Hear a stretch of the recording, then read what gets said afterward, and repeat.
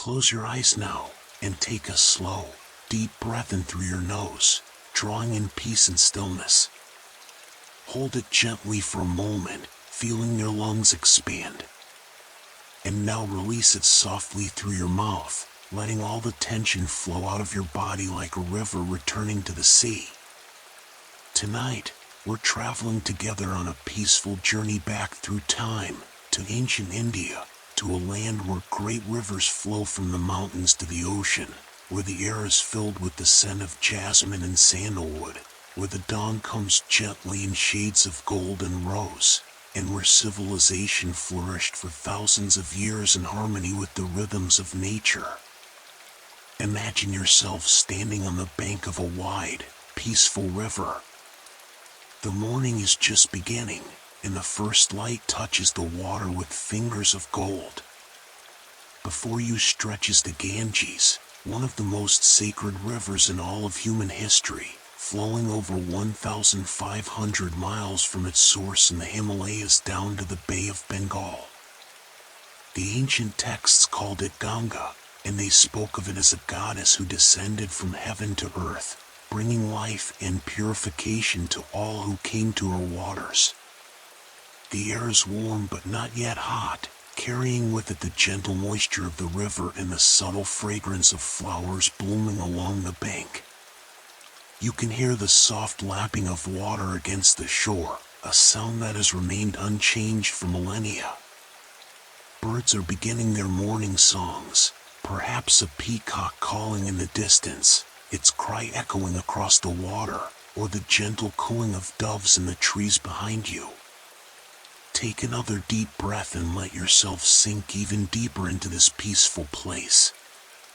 The sky above you is brightening from deep blue to pale turquoise, and a few stars still linger in the western sky. In ancient India, people paid close attention to these celestial bodies. Indian astronomers were among the earliest and most sophisticated in the world, observing the movements of planets and stars, understanding eclipses, and developing complex mathematical systems to predict celestial events. The astronomer Aryabhata, who lived in the 5th century CE, correctly explained that the Earth rotates on its axis and calculated the length of the solar year to remarkable accuracy, 365.358 days, just 3.4 minutes longer than modern calculations.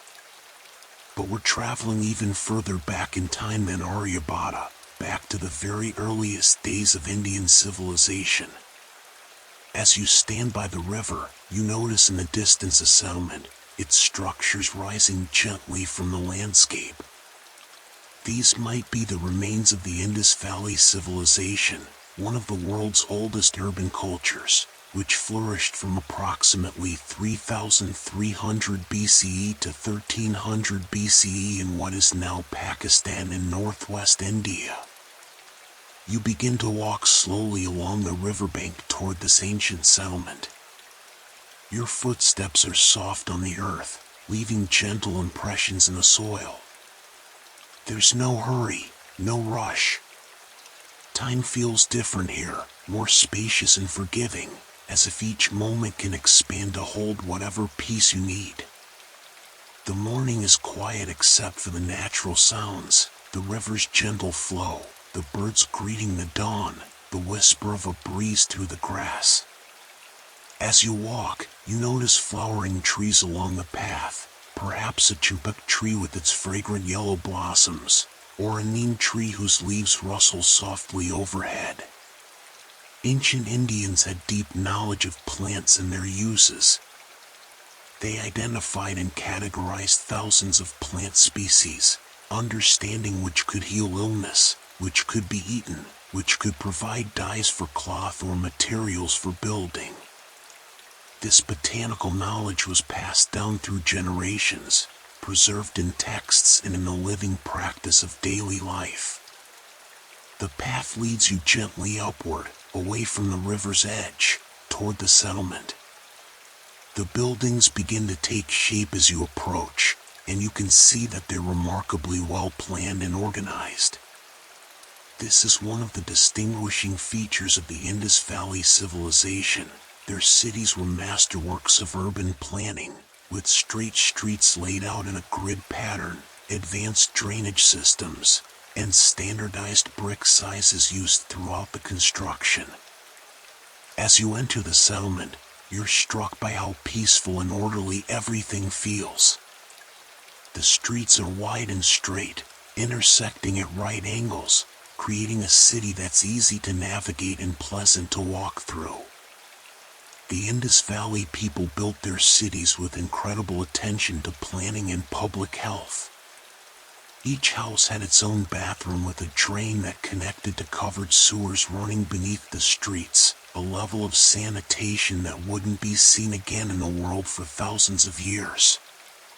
The buildings are made of baked brick, uniform in size, which tells you that this civilization had standardized measurements and mass production capabilities. The bricks were made in a ratio of 4 to 2 to 1, length to width to thickness, and this proportion was used consistently across the entire civilization, spanning hundreds of miles. This standardization speaks to a culture with sophisticated organizational systems and shared cultural practices. You pass a large public bath, its pool sunk into the ground and lined with carefully fitted bricks sealed with natural tar to make them waterproof. This is the Great Bath of Mohenjo-Daro, one of the most famous structures from the Indus Valley civilization. The bath measures about 39 feet long and 23 feet wide, with steps leading down into the water at both ends. Scholars believe it was used for ritual purification, an early expression of the importance of cleanliness and spiritual bathing that would continue throughout Indian history. The morning sun is growing stronger now, and you can feel its warmth on your skin.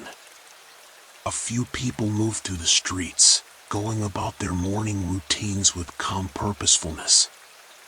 They wear simple cotton garments draped around their bodies. The Indus Valley people were among the first in the world to cultivate cotton and weave it into cloth. Fragments of cotton fabric dating back to 3000 BCE have been found at Indus sites, making this one of the oldest cotton-producing civilizations in history. You notice that many people wear jewelry, beads made from carnelian, agate, and other semi-precious stones, crafted with remarkable skill. The Indus people were master craftspeople who created intricate beads, sometimes drilling holes so tiny that they required exceptional tools and techniques. These beads have been found as far away as Mesopotamia, evidence of the extensive trade networks that connected ancient India to other civilizations across Asia and the Middle East. Near the center of the settlement, you see large granaries where the community stores its harvested grain. The Indus Valley civilization was agricultural at its foundation, growing wheat, barley, peas, sesame seeds, and dates. They were also the first to cultivate rice in this region, a crop that would become central to South Asian cuisine and culture. The granaries are raised on platforms to protect the grain from moisture and pests, showing the practical wisdom of these ancient people. As you walk through the settlement, you notice small seals made of steatite, a soft stone, carved with images of animals and inscribed with an undeciphered script. These seals were probably used in trade to mark ownership or authenticate transactions. The Indus script remains one of the great mysteries of archaeology. Over 4,000 inscriptions have been found, but the language has never been deciphered. The symbols are beautiful in their precision, each one carved with care, speaking of a literate society whose words we can see but not yet understand. The silence wraps around you gently as you pause in a shaded courtyard. Everything feels perfectly still, as if the ancient city is holding its breath, existing in a peaceful suspension between past and present. You sit for a moment on a low wall, feeling the warmth of the brick beneath you, cooled slightly by the shade of an overhanging tree. Your journey continues beyond the Indus Valley settlement, moving forward through time and space to the banks of another great river, the Ganges. This river has been sacred to the peoples of India for thousands of years, mentioned in the earliest texts, revered as a source of life and spiritual purification. The Ganges Basin became the heartland of classical Indian civilization, supporting dense populations and giving rise to great kingdoms and centers of learning. You find yourself in the ancient city of Varanasi, known in antiquity as Kashi, one of the oldest continuously inhabited cities in the world. Archaeological evidence suggests that Varanasi has been settled for at least 3,000 years, making it a place where human civilization has maintained an unbroken presence for millennia. The city rises in tiers from the river's edge, with stone steps called ghats leading down to the water. The morning light on the Ganges is breathtaking. The water reflects the sky in shades of gold and pink, creating a scene of such beauty that you understand why people have considered this river sacred since time immemorial. People are bathing in the river, performing their morning ablutions, and the scene is one of peaceful devotion. In ancient India, bathing was not just about physical cleanliness but also about spiritual purification, a daily ritual that connected the individual to the divine. The water of the Ganges was believed to have special properties. Ancient texts speak of its purity, and even today, scientists have noted that Ganges water contains bacteriophages, viruses that kill harmful bacteria, giving it unusual self-purifying qualities. The ancient Indians observed these properties empirically and incorporated their understanding into religious and cultural practices. You walk along the ghats, your feet touching the worn stone steps that have been used by countless pilgrims over thousands of years. The atmosphere is contemplative, peaceful. Temples line the riverbank, their architecture showing the evolution of Indian building styles over centuries. The earliest temples were simple structures, but over time, they became increasingly elaborate, with towering spires called shikaras that reached toward the sky. Near one temple, you notice people performing a fire ritual, or yajna.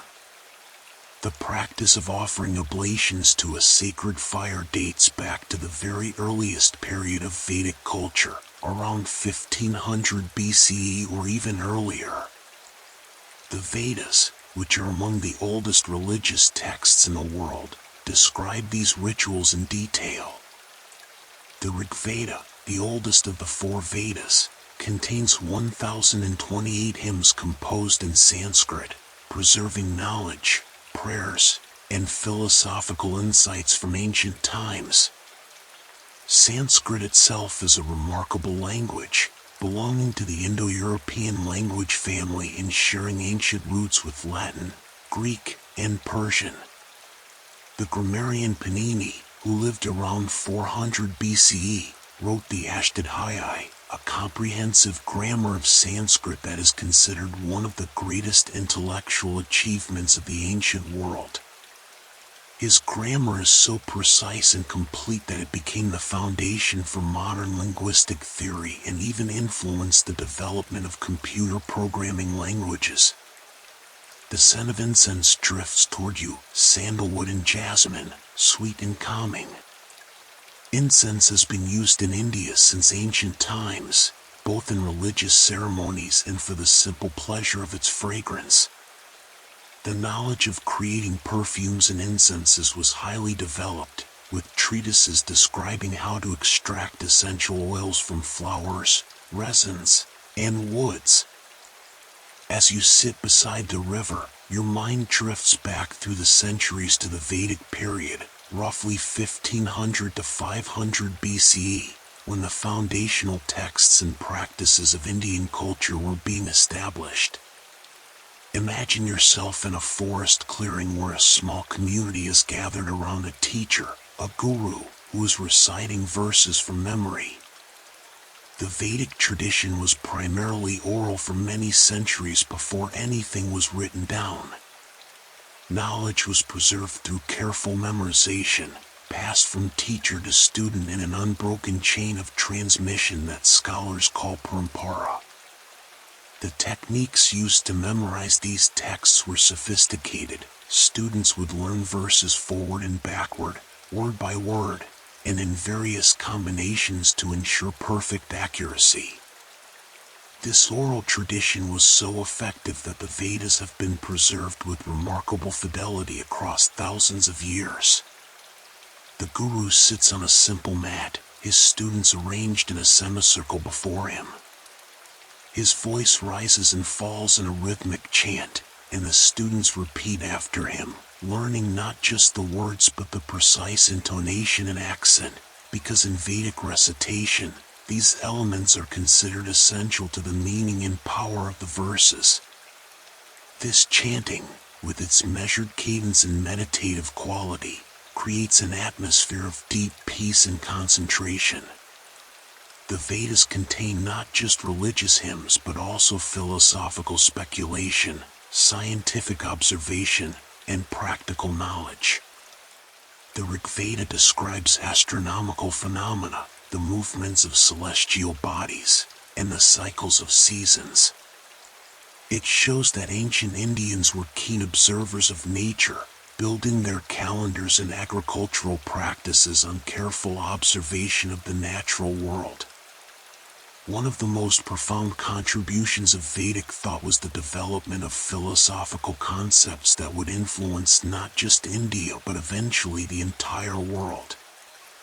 The Upanishads, composed toward the end of the Vedic period, around 800 to 200 BCE, contains some of the most sophisticated philosophical and metaphysical speculation of the ancient world.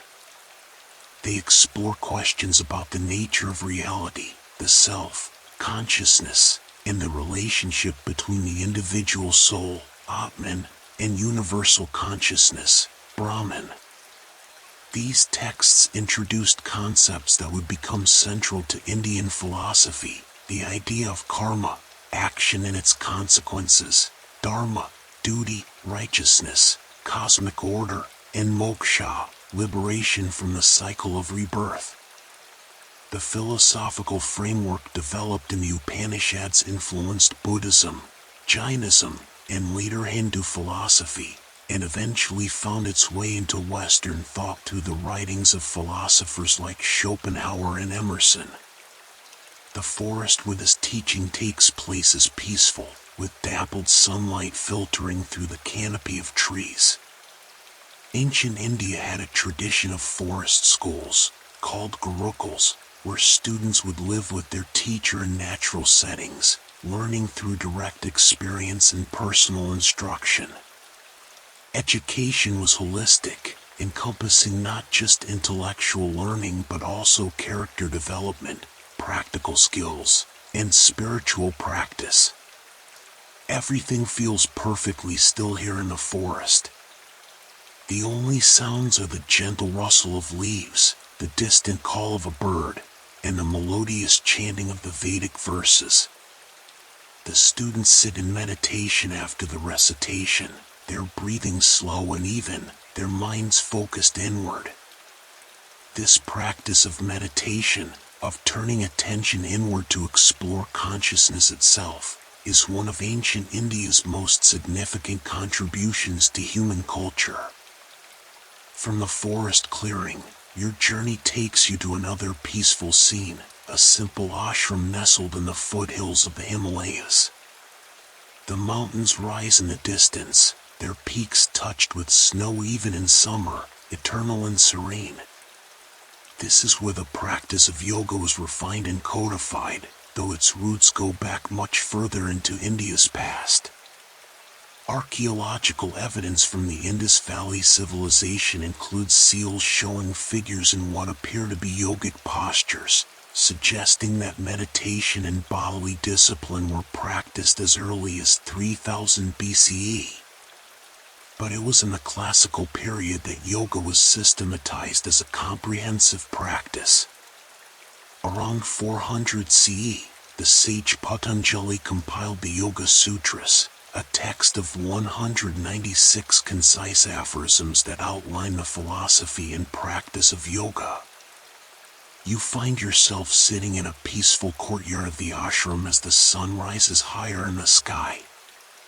A group of practitioners is engaged in their morning practice, moving slowly through a series of postures.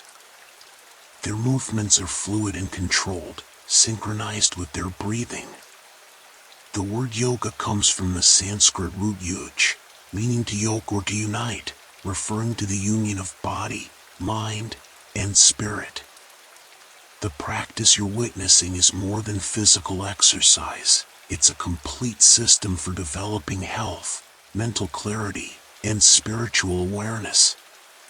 Patanjali's Yoga Sutras describe 8 limbs of yoga: ethical principles, yama, personal observances, niyama, physical postures, asana, breath control, pranayama, withdrawal of senses, pratyahara, concentration, dharana, meditation, dhyana, and enlightenment, samadhi. The physical postures that we often associate with yoga today are actually just one part of this comprehensive system. Ancient Indian physicians understood the intimate connection between physical health and mental well-being. This understanding gave rise to Ayurveda, the traditional system of medicine that dates back at least 3,000 years. The word Ayurveda means knowledge of life, and it approaches health holistically, considering diet, lifestyle, mental state, and spiritual practices as interconnected factors in well-being. The Charaka Samhita and Sushruta Samhita, ancient medical texts dating to around 600 BCE, describe sophisticated surgical procedures, hundreds of medicinal plants, and detailed understanding of anatomy and physiology. Sushruta, often called the father of surgery, described over 300 surgical procedures and 120 surgical instruments. He pioneered plastic surgery techniques, including rhinoplasty, reconstruction of the nose, that are remarkably similar to modern procedures.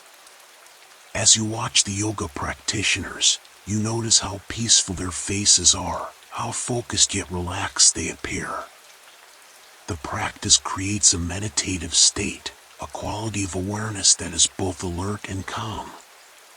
The breathing is particularly noticeable, slow, deep, and controlled. Pranayama, the practice of breath control, was understood in ancient India to be a powerful tool for affecting both physical health and mental states. The courtyard where this practice takes place is beautifully simple: clean stone floors, whitewashed walls, and flowering vines growing up trellises. The scent of jasmine fills the air, sweet and calming. In one corner, a small fountain provides the gentle sound of flowing water, a constant reminder of nature's presence.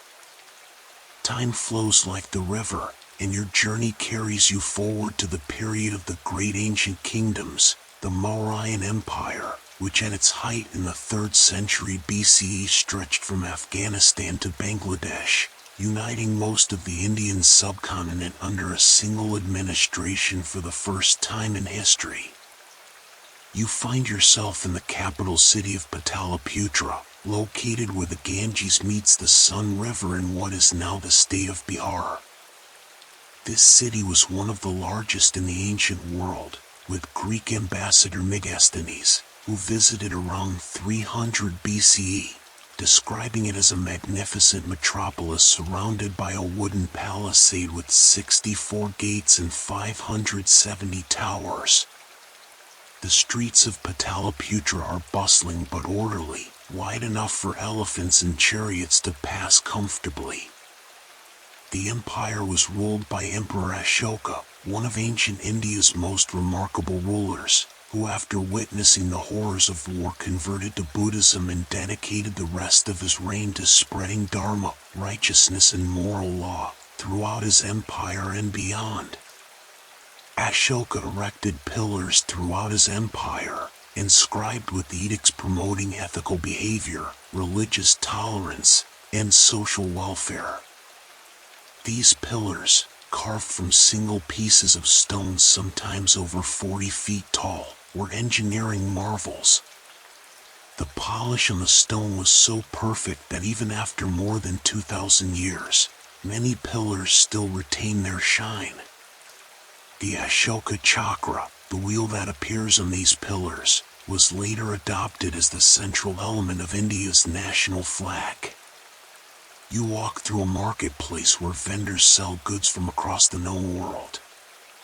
Ancient India was a major hub in international trade networks. Indian merchants traveled by land along the Silk Road to Central Asia and China, and by sea to Southeast Asia, the Arabian Peninsula, and East Africa. They exported cotton textiles, spices, precious stones, and finished goods, while importing gold, silver, horses, and luxury items from other lands. The merchants used standardized weights and measures, showing the sophisticated economic systems of the time. India's mathematical innovations made such commerce possible. Ancient Indians invented the decimal place value system and the concept of zero as a number, not just as a placeholder. These innovations, developed around the 5th century CE but building on earlier mathematical knowledge, revolutionized mathematics and made complex calculations possible. The mathematician Brahmagupta, who lived in the 7th century CE, was the first to establish rules for arithmetic involving zero and negative numbers. His work on algebra and geometry laid foundations that would later be transmitted to the Islamic world and eventually to Europe, profoundly influencing the development of mathematics globally. As you pass through the marketplace, you notice the variety of goods for sale, fine cotton cloth in vibrant colors, created using natural dyes from plants and minerals, brass and bronze vessels showing sophisticated metalworking, carved ivory pieces demonstrating incredible artistry, and spices whose fragrances fill the air, pepper, cardamom, cinnamon, turmeric. The textile trade was particularly important. Indian cotton and silk fabrics were prized throughout the ancient world for their quality and beauty. The process of creating these textiles was complex, involving multiple stages from cultivating or harvesting the raw materials, to spinning thread, dyeing it with natural colors, and weaving it into cloth. Some fabrics were so fine they were called woven air, so delicate and light they seemed almost transparent. Your journey continues to a peaceful monastery in the countryside, surrounded by flowering trees and gardens. This is a Buddhist monastery, a vihara, where monks live in community, practicing meditation, studying texts, and serving as teachers and healers for the surrounding villages. Buddhism arose in ancient India in the 6th century BCE, founded by Siddhartha Gautama, who became known as the Buddha, the Awakened One. Born as a prince in what is now Nepal, he renounced his comfortable life to seek understanding of suffering and the path to liberation. After years of intense practice and meditation, he achieved enlightenment and spent the rest of his life teaching the Dharma, the truth about existence and the path to freedom from suffering. The Buddha's teachings emphasized the middle way, avoiding both extreme indulgence and extreme asceticism, and outlined a practical path of ethical living, mental development, and wisdom. His first sermon, delivered at Sarnath near Varanasi, lay out the Four Noble Truths and the Eightfold Path, teachings that would spread throughout Asia and eventually the world. The monastery is built around a central courtyard with a stupa, a dome-shaped monument that serves as a focal point for meditation and circumambulation. Early stupas contained relics of the Buddha or other enlightened teachers, and the practice of walking clockwise around them was a form of devotional practice. The architecture is simple but elegant, designed to create spaces conducive to meditation and contemplation. Monks in simple ochre robes move quietly through the grounds, some walking in meditation, others sitting in stillness. The atmosphere is profoundly peaceful, a quality of silence that seems to have depth and presence. Buddhism emphasized the practice of meditation as a direct path to understanding the nature of mind and reality, and these monasteries became centers where such practices were preserved and transmitted. Around the same time as Buddhism, another reformist tradition emerged in India, Jainism, founded by Mahavira. Jainism emphasized ahimsa, non-violence toward all living beings, and this principle influenced Indian culture profoundly. Jain monks and nuns practiced extreme non-violence, even wearing masks to avoid accidentally inhaling insects and sweeping the ground before them as they walked. Both Buddhism and Jainism arose as reform movements, questioning some of the rituals and social hierarchies of Vedic culture while maintaining connections to the deeper philosophical traditions of India. They emphasized personal practice over ritual, direct experience over inherited authority, and ethical behavior over social status. The monastery includes a library where precious manuscripts are carefully preserved. Before paper became common, texts were written on palm leaves, carefully prepared, written upon with a stylus, and then rubbed with ink. These palm leaf manuscripts could last centuries if properly cared for. The monks who created and preserved these texts were, in many ways, the guardians of ancient knowledge, maintaining libraries that would keep texts safe through centuries of change. In the monastery garden, you notice medicinal plants growing in careful rows. Buddhist and Jain monasteries often served as healing centers, offering medical care to the community. The monks studied Ayurvedic medicine and maintained gardens of healing plants. This combination of spiritual practice and practical service to the community made monasteries important social institutions. Time flows onward, carrying you to Nalanda, one of the world's first great universities, which flourished from the 5th to 12th centuries CE. This wasn't just a monastery but a vast educational complex that attracted scholars from across Asia, from Tibet, China, Korea, Japan, Persia, and Southeast Asia, all coming to study at this renowned center of learning. Nalanda was enormous, covering an area of several square miles. It housed thousands of students and hundreds of teachers in a complex of red brick buildings arranged around courtyards. The university had multiple libraries, including one 3-story building that was said to house hundreds of thousands of manuscripts. The burning of this library during an invasion in the 12th century was one of the great losses of human knowledge in history. You walk through the peaceful courtyards in the gentle afternoon light. The atmosphere is one of dedicated scholarship and contemplation. Students study in small groups, their discussions earnest and focused. The curriculum at Nalanda was comprehensive, not just Buddhist philosophy and meditation, but also logic, grammar, mathematics, astronomy, medicine, and the arts. The teaching methods were sophisticated, emphasizing debate and logical analysis. students had to master the ability to defend philosophical positions and critique arguments. This emphasis on rational inquiry and logical thinking was characteristic of ancient Indian intellectual culture. The development of formal logic in India paralleled and in some ways anticipated similar developments in ancient Greece. The classroom discussions you overhear touch on profound questions: the nature of consciousness, the relationship between language and reality, the foundations of ethics, the structure of the cosmos. Ancient Indian philosophy developed multiple schools of thought, each with sophisticated arguments and counter-arguments.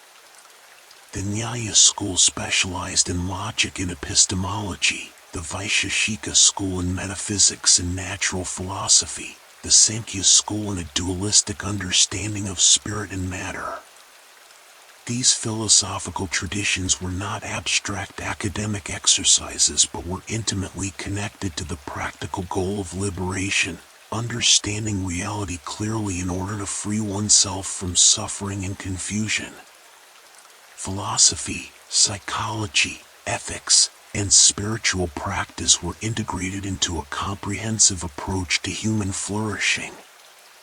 In one courtyard, you notice students practicing astronomy, using instruments to measure the positions of celestial bodies. Indian astronomers made remarkable discoveries. Aryabhata correctly explained that the Earth's rotation causes the apparent movement of stars across the sky, and he calculated the circumference of the Earth to within 0.2% of the modern value. Brahmagupta gave mathematical formulas for calculating planetary positions that were impressively accurate.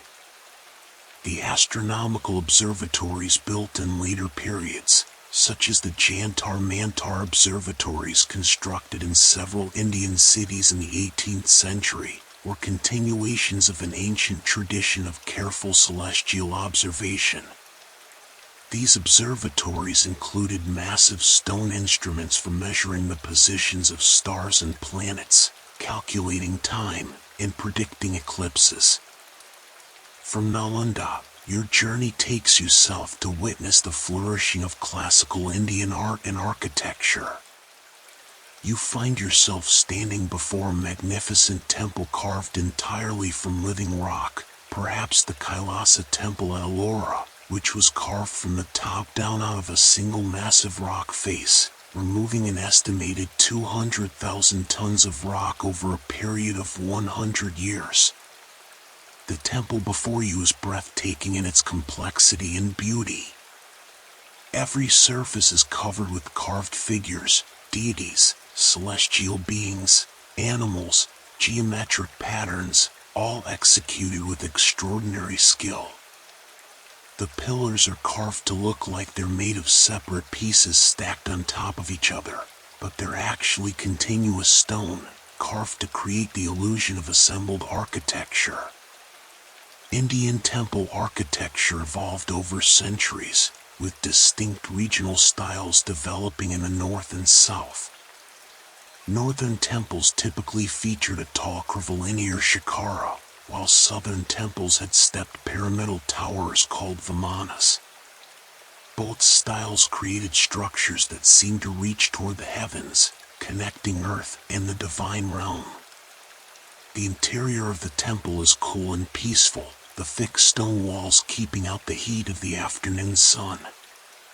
The air is fragrant with incense, sandalwood and camphor, and you can hear the gentle sound of bells and chanting from a devotional ceremony taking place deeper in the temple. The flickering light of oil lamps creates dancing shadows on the carved walls, bringing the figures almost to life. Classical Indian sculpture achieved remarkable sophistication. The sculptures at sites like Sanchi, Bharhut, Khajuraho, and countless temple complexes across India display perfect understanding of human and animal anatomy, grace of movement, and the ability to convey emotion and narrative through stone. The famous dancing Shiva, Nataraja, surrounded by a ring of fire, represents the cosmic dance of creation and destruction, and it has become one of the most recognizable symbols of Indian art. The principles of Indian aesthetic theory were codified in texts like the Natya Shastra, written by the sage Bharata sometime between 200 BCE and 200 CE. This comprehensive treatise on performing arts covers dance, music, theater, and sculpture, describing in detail the techniques for conveying different emotions, rasas, and creating aesthetic experience. The Natya Shastra identifies 8 primary rasas: love, humor, sorrow, anger, heroism, fear, disgust, and wonder, and describes how artists can evoke these experiences in their audience. Classical Indian music developed into sophisticated systems, with 2 main traditions, Hindustani in the north and Carnatic in the south. The music was based on ragas, melodic frameworks that were associated with particular times of day, seasons, and emotional qualities. A trained musician could improvise for hours within the structure of a single raga, exploring its possibilities and creating an experience of deep absorption for both performer and listener. The scales used in Indian music include microtones, intervals smaller than the half steps of Western music, allowing for subtle melodic expressions. The Tala system provided complex rhythmic frameworks, sometimes involving cycles of 16, 14, or even 21 beats, within which musicians would create intricate rhythmic patterns. You sit in the temple courtyard as the afternoon light softens toward evening. Musicians are gathering for an evening performance, tuning their instruments, the sitar with its resonant strings, the tabla drums with their precisely tuned heads, the tambura providing a continuous drone. The sound of these instruments being tuned is itself meditative, creating an atmosphere of anticipation and focus. As the evening approaches, your journey takes you away from the grand temples and cities to a simple village, where most people in ancient India lived. The pace of life here is determined by the cycles of nature, the rising and setting of the sun, the changing seasons, the rhythms of planting and harvest. You walk along a path between fields where rice is growing, the young plants a vibrant green against the dark soil. Agriculture was the foundation of life in ancient India, with the majority of the population engaged in farming. The seasons were crucial. The monsoon rains that arrived each year between June and September were literally the difference between abundance and famine. Indian farmers developed sophisticated understanding of agriculture over millennia. They practiced crop rotation, understanding that some plants restored soil fertility. They developed irrigation systems, digging wells and creating channels to bring water to fields. They selected and bred varieties of rice, wheat, and other crops suited to local conditions. The village itself is arranged around a central open space where community gatherings take place. The houses are modest, typically made of mud bricks with thatched roofs, designed to stay cool in the hot season and protect from monsoon rains. Extended families live together, with multiple generations sharing living spaces and responsibilities. You notice women grinding grain on stone mills, preparing the evening meal. The grinding stones produce a rhythmic sound, almost musical, as the women work together and chat. The preparation of food was a time-consuming but social activity, with women gathering to work together, sharing news and stories while their hands performed familiar tasks. The Indian diet varied by region but generally centered on grains, rice in areas with sufficient water, wheat in drier areas, and millets in regions with poorer soil. These were supplemented with lentils and beans, which provided protein and vegetables and fruits when available. Spices played a crucial role, not just for flavor but also for their preservative and medicinal properties. Many ancient Indian communities were vegetarian, influenced by the principles of ahimsa, nonviolence, promoted by Buddhism, Jainism, and certain Hindu traditions. The idea that causing harm to living beings created negative karma encouraged plant-based diets. However, dietary practices varied widely across regions and communities. As evening falls, the village comes alive with activity.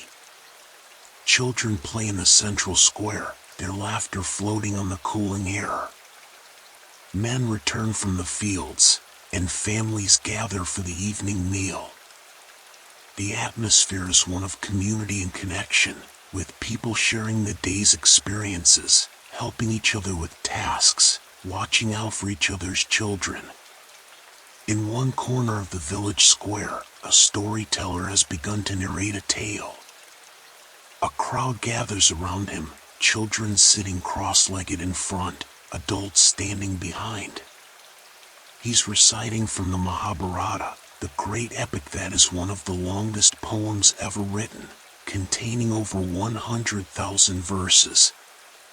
The Mahabharata isn't just a story but an encyclopedic work that includes philosophy, mythology, statecraft, and spiritual teachings. The storyteller's voice rises and falls dramatically as he describes the great war between cousins, the moral dilemmas faced by heroes, the intervention of gods in human affairs. The audience is completely absorbed, living the story with the narrator. This oral tradition of storytelling was how culture was transmitted in villages. Through repeated tellings of the epics and Puranas, people learned about their history, their values, and their place in the cosmos. The other great epic, the Ramayana, tells the story of Prince Rama, his wife Sita, and their adventures. These epics have been retold in countless versions across South and Southeast Asia, adapted to local cultures while maintaining their core narratives. They continue to be performed as dance dramas, recited at festivals, and remain living traditions rather than merely historical texts. As full darkness falls, your journey brings you to a festival celebration. The village is transformed, every house has oil lamps burning, creating a constellation of flickering lights.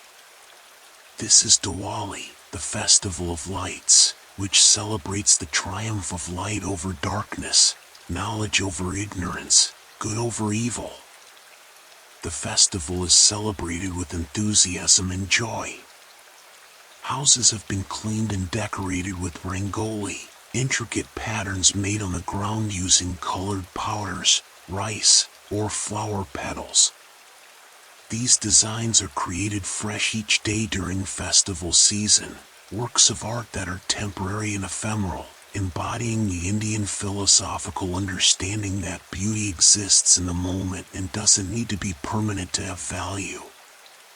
Families gather together, wearing new clothes if they can afford them, sharing special foods prepared for the occasion. The sweets are particularly elaborate, lattice made from chickpea flour and sugar, barfis flavored with cardamom and pistachios, jalebis fried in ghee and soaked in syrup.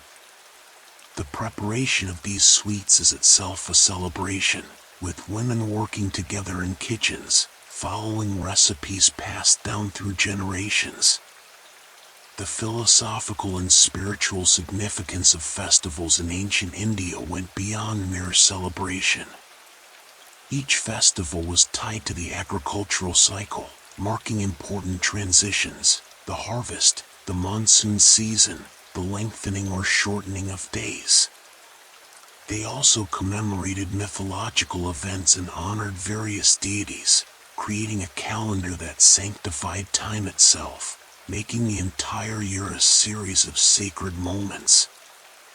Holi, The festival of colors celebrated in spring marks the end of winter and the arrival of spring. It's a time of exuberant play when people throw colored powders and water at each other, temporarily dissolving social hierarchies in communal celebration. The festival commemorates various mythological events but also serves a social function, allowing for the release of tensions and renewal of relationships.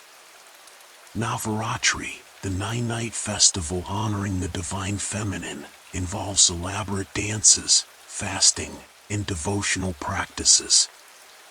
In different regions, it's celebrated differently, but it consistently honors the goddess in her various forms, as Durga the warrior, Lakshmi the provider of abundance, Saraswati the patron of learning and arts.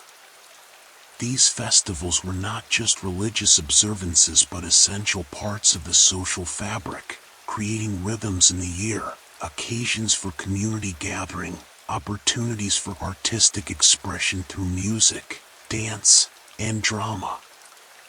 They maintained cultural continuity, teaching each generation the stories and values of their tradition while adapting to changing circumstances.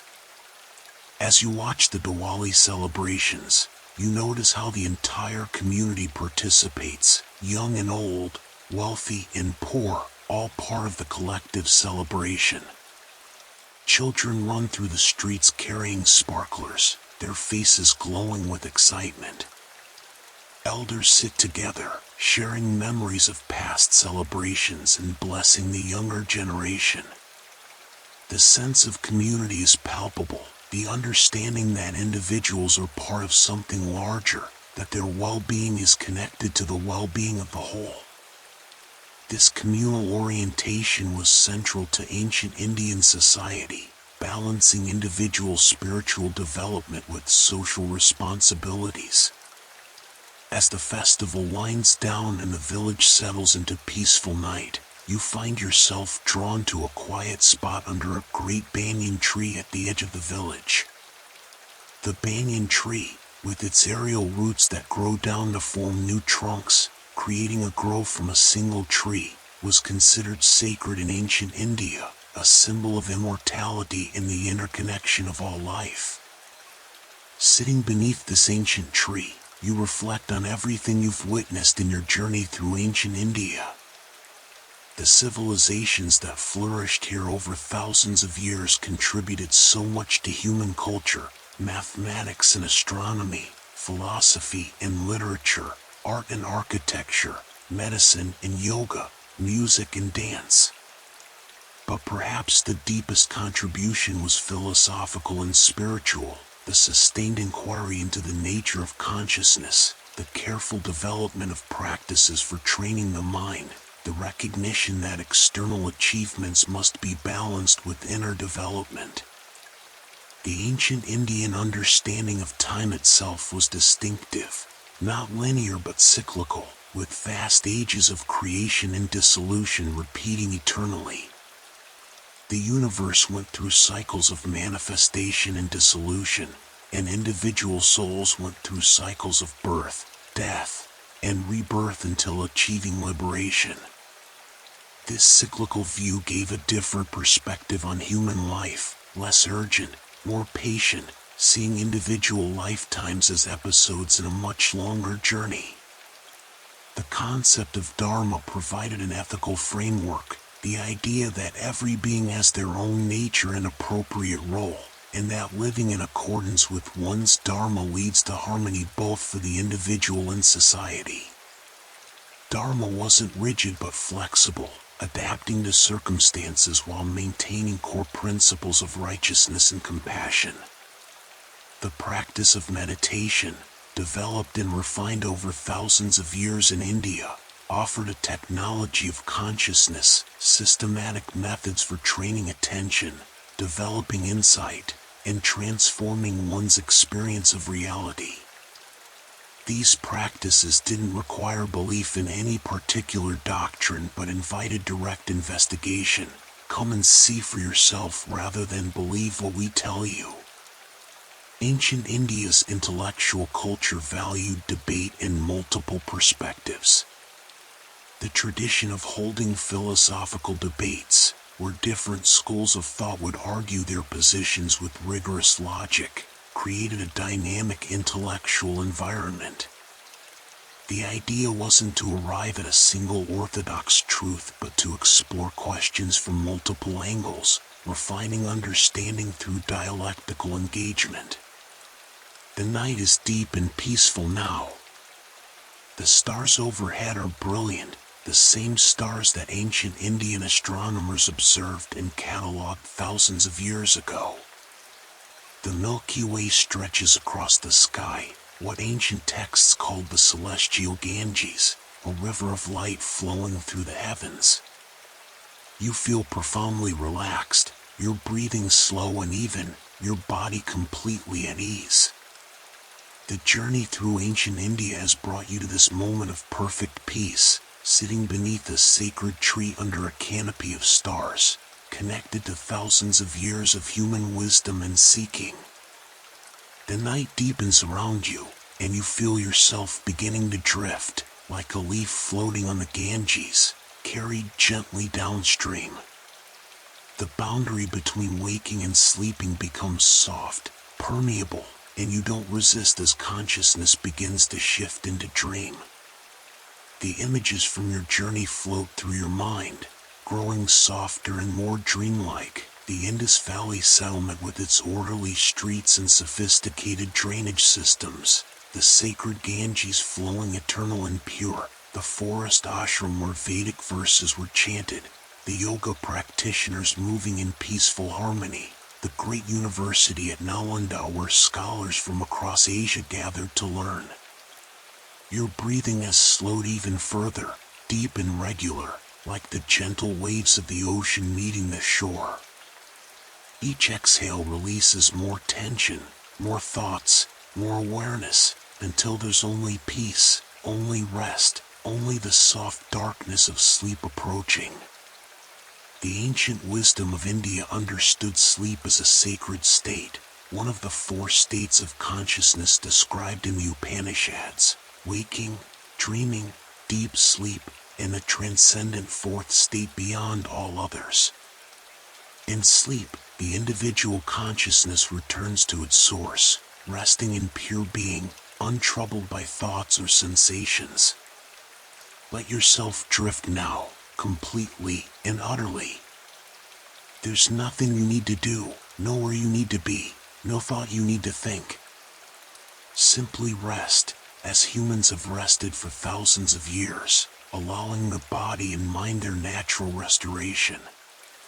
The sounds of the ancient Indian village grow distant, the last few lamps being extinguished, the quiet rustle of families settling for sleep, the gentle night sounds of crickets in distant water. Everything is peaceful, everything is calm, everything is exactly as it should be. Sleep now, deeply and completely. Let ancient India's gift of peace carry you into dreams.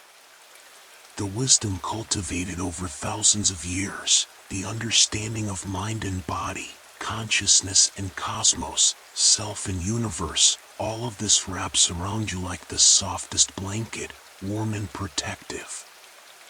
Drift now, deeper, the Ganges flows on an eternal rhythm, the stars will slowly overhead, the earth holds you gently, and sleep takes you softly into its embrace. Rest completely, breathe naturally, let go of everything. Ancient India watches over your sleep with the patience of mountains and the gentleness of morning light on water. Sleep deeply, peacefully, perfectly. You are safe, you are calm, you are drifting into the deep, restorative sleep that heals and renews. The journey is complete, the stories are told, and now there is only rest, only peace, only the sweet darkness of dreamless sleep. Sleep now, sleep deeply, sleep well.